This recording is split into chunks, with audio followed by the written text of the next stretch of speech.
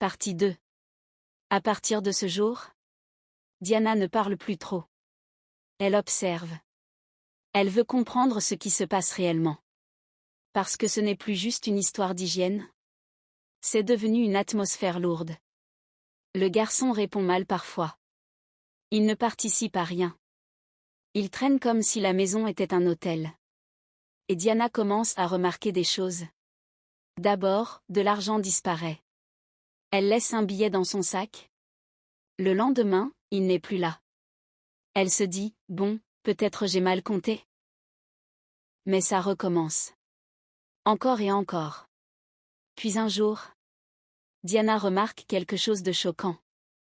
Ses sacs à main sont coupés. Pas abîmés. Non. Coupés.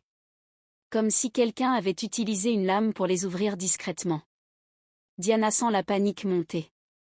Elle demande à Omar, « Omar, tu as touché à mes sacs ?» Il dit non. Elle appelle Mounir.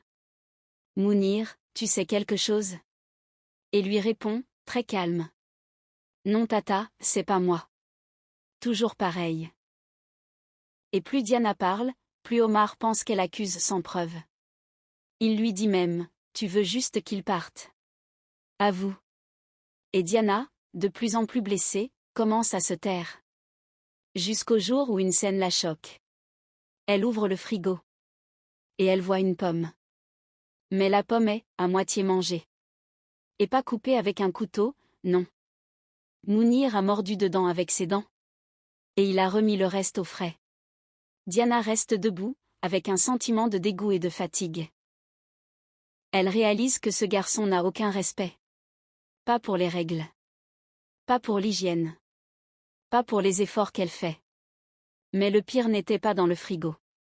Le pire, c'est que Mounir commence à jouer un double jeu. Un jour, Diana entend une conversation.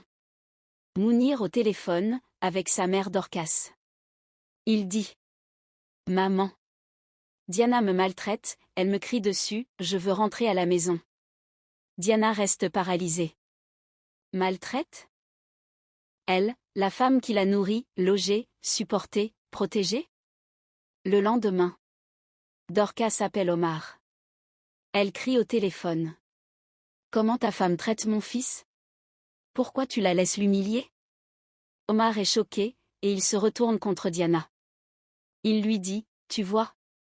Même ma sœur dit que tu es dur avec lui. » Diana se sent trahie. Parce que maintenant, ce n'est plus elle contre Mounir.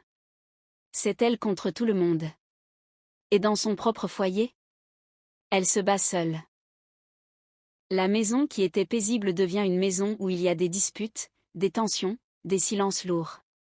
Diana commence à perdre le sourire. Elle commence à perdre l'envie de rentrer chez elle. Et ce que Diana allait découvrir ensuite, allait décider du destin de son mariage. Avant d'appeler une tante méchante, essaie d'accueillir chez toi un enfant mal éduqué, qui ne respecte ni les règles ni la paix du foyer. Tu comprendras que l'amour sans limite peut devenir une souffrance.